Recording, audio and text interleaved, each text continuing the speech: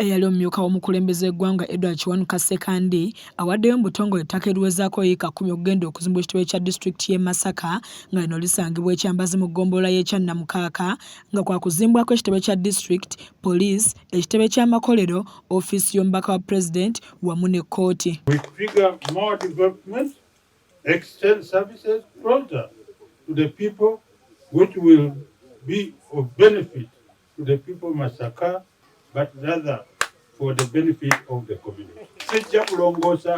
Ettaka lino likwasa abakulembeze ba disitulikiti okubadde ssentebe w'eggombolola y'Ekyesiga Gordon Mayanja n'abalala nga bw'abadde awaayo ettaka lino. Sekandi ategeezezza nti lyakwongera enkulaakulana mu bannamasaka n'okuyambako mu kubatuusaako obuweereza bwe beetaaga. Ategeezezza nti ettaka lino aliwaddeyo nga takakiddwa, n'ayongerako nti waakwongera okutuusa obuweereza ku bantu b'ekyannamukaaka awatali kusosolamu.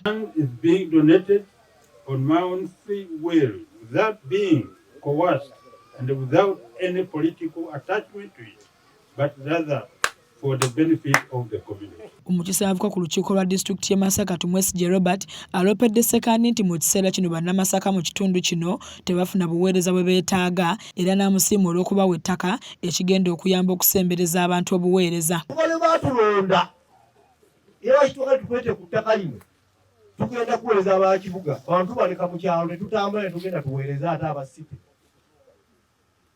So Vice President Kaawo akulira emirimu gyonna egya Masaka District atuula mu site.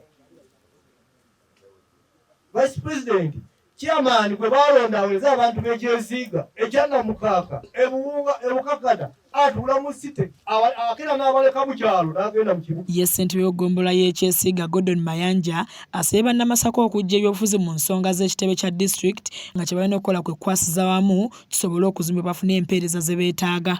Nga kino ekitebe bwe kibeerawo enkya owa movement agenda kibeeramu, owa NUP agenda kibeeramu, owa UPC, owa DP n'owa FDC n'abatalina bibiina.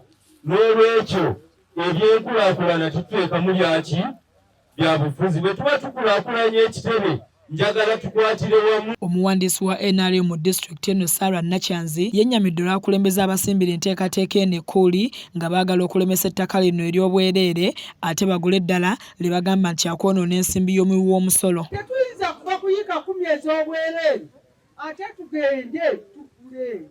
Bannange mwali mukira disitulikiti ekaaba okuzimba ekitebe terina ssente ate ekwate ssente etunde byeyina ekwate ssente ate ekula ettaka. Bo bannamasaka basiimye Honorable Sekandi olw'enteekateeka eno gye bagamba nti yakubayamba okufuna emirimu. Owekitiibwa webale kutulowooleza nakulekawo omukulu wo kati olwale Mukama ne bwakuyita disitulikiti eno girese ogituumye erinnya.